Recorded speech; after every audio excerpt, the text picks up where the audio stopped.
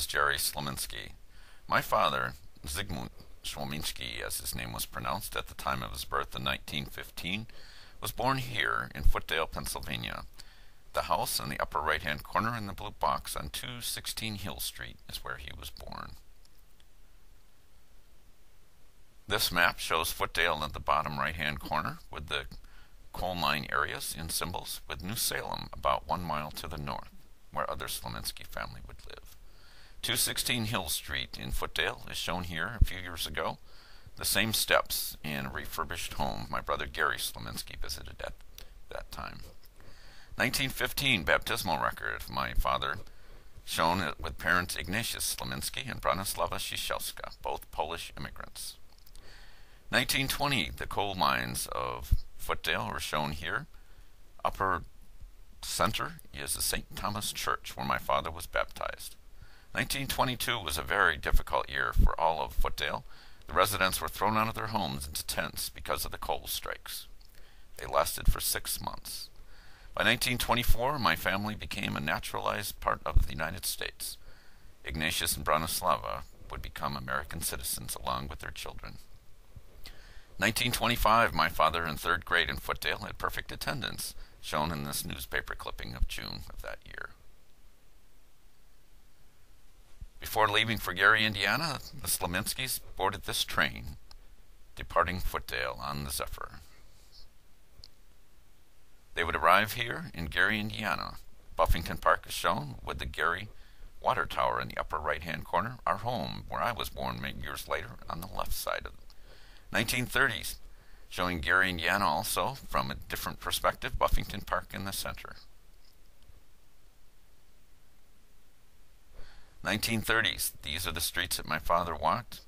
These are the areas of Broadway looking south. 1932, the Depression era hit Gary as well as the United States. My grandmother, Bronislava, signed this document asking for a loan of $70. 1934, my grandmother, Bronislava, died of septicemia following an injury to her right hand, shown in this obituary notice. 1936, these are the streets that my father walked in Gary, Indiana, again on Broadway, a bustling community at that time. 1936 also, my father, Sidney, signed this document, part of the Social Security Act that Franklin Roosevelt had recently put into effect. World War II was just starting. 1942, my father was drafted and shipped to Tehran, Iran. He served with the 754th Rail Battalion Transportation Corps, fixing jeeps and locomotives. The following are video clips of actual veterans from that era near his unit. Arrived in Bombay and transferred onto a British coal boat and spent 7 days from Bombay up into Karamshah, Iran, where we arrived at Karamshah May the 22nd, 1943. After arriving in Karamshah, in Bombay tents for a short time, they dispatched some of us to Andamish. We had the city of Darude at the foot of that mountain. A little bit of snow on the mountain there.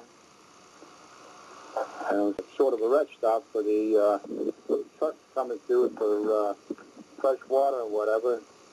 And then it wasn't too far into it was the city of Tehran. But Guam was a decimated place. There wasn't hardly anything around. No people, and you see very few. And when you saw the convoys coming through, you could really appreciate to say hi to them guys.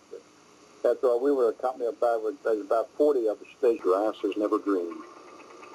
Where the jackal's nightly howling robs a man of blessed sleep. Where we never have a payday and we never have a cent. But we never miss the money, as we never get it spent. Somewhere in Iran, where the snakes and lizards play, where 1,000 flies gather, replace the ones you slay. Oh, take me back to the good old USA and let me... Narration on the cargo ships applied to vehicles as well. So the command established a series of Little Detroit assembly plants like this one at Andamish. Native workers, many of whom had never seen a motor vehicle before, were used as helpers.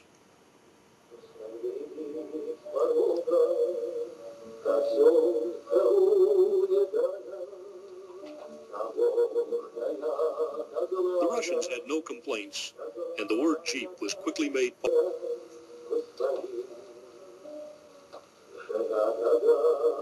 These damn man's out of the lumber from the creeks. They take it down and until they take a piece of steel and straighten them out. And some have a hammer and straighten them out. Lumber was pretty scarce over there, wasn't it? Yes, it was. And most of the lumber they south came with the cartons. It came with the ship. Things were shipped over there. And there wasn't too much lumber over there. Most of it done was with the trees they call valley poles.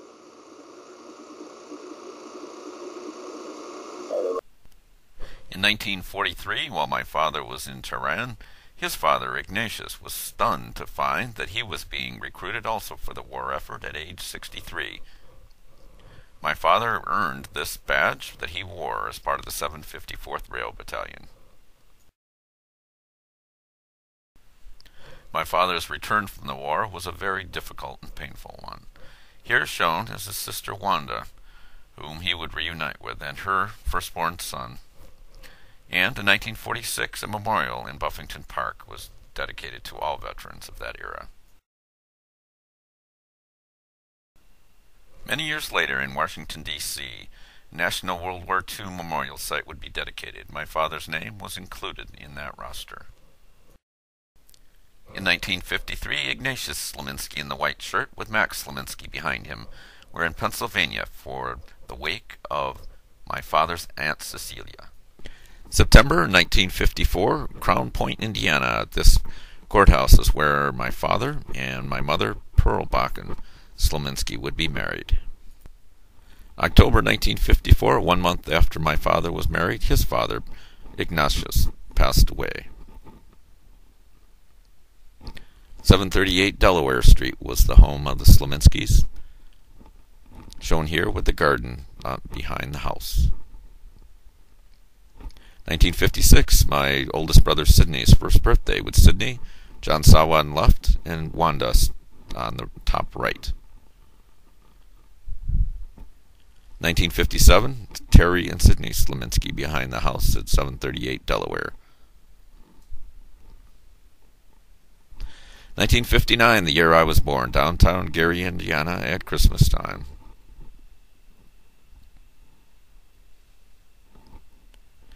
1959 was the birth of my Uncle Dale Bakken, my father shown top left and my mother at the right, and Sidney Jr. attended that wedding.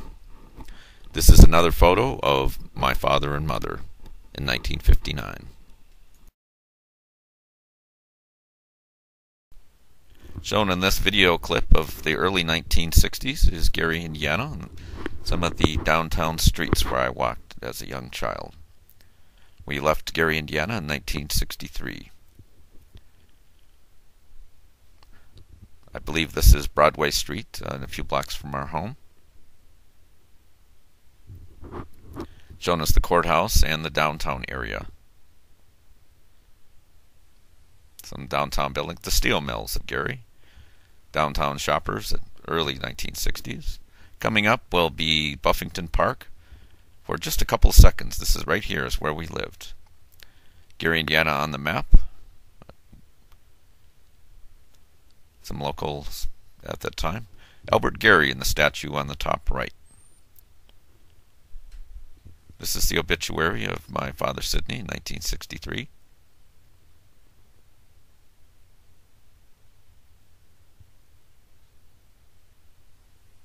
And Calvary Cemetery in Portage, near where he is buried.